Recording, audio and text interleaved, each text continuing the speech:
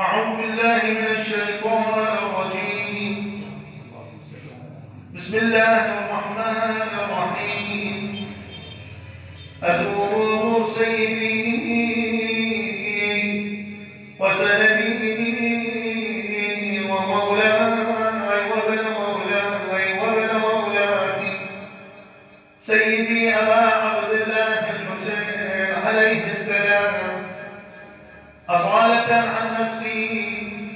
ونيابة عن والدي وأهلي ولمن قلدني الزيارة والدعاء وللمؤمنين والمؤمنات لشفاء المرضى لقضاء الحوائج قربة طاعة إلى الله تعالى. السلام عليك يا والد آدم صفوة الله، السلام عليك يا والد نوح نبي الله، السلام عليك يا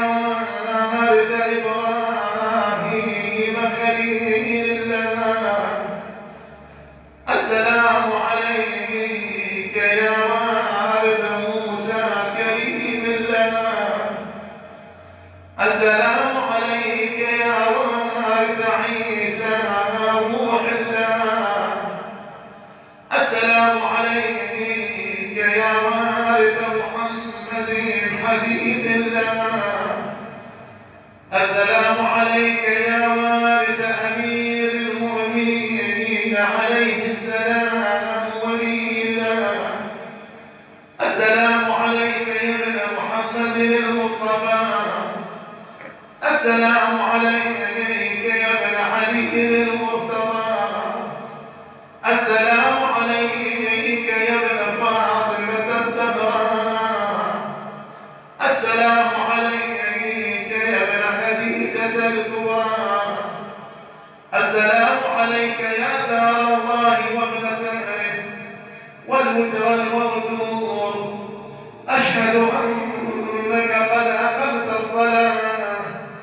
وآتيت الزكاة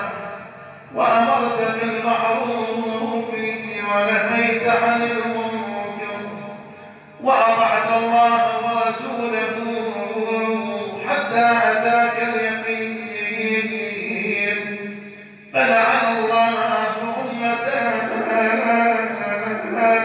قتلت ولعن الله أمة ظلمت ولعن الله أمة سمعت بذلك فرضيت به. يا مولاي يا مولاي يا أبا عبد الله، أشهد أنك كنت نورا في الأصلاب الشامخة والأرحام المطهرة، لم تنجسك الجاهلية بأنجازها ولم تلبسك من مدله المات ثيابها، وأشهد أنك من دعائم الدين وأركان المؤمنين، وأشهد أنك الإمام البر التقي الرضي الزكي الهادي المهدي، وأشهد أن الأئمة من ولديك كلمة التقوى وأعلام الهدى والعروة الوثقى والحجة على أهل الدنيا، وأشهد الله وملائكته وأنبياءه ورسله إني بكم مؤمن وبإيابكم موقن بشرائع ديني وخواتيم عملي وقلبي لقلبكم سن وأمري لأجلكم مرتبط، صلوات الله عليكم وعلى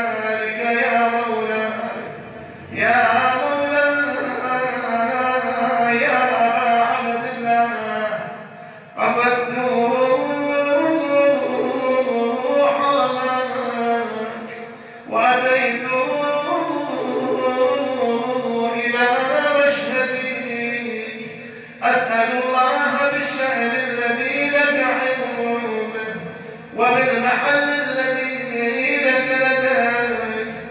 أن يصلي على محمد وآل محمد، وأن يجعلني معكم في الدنيا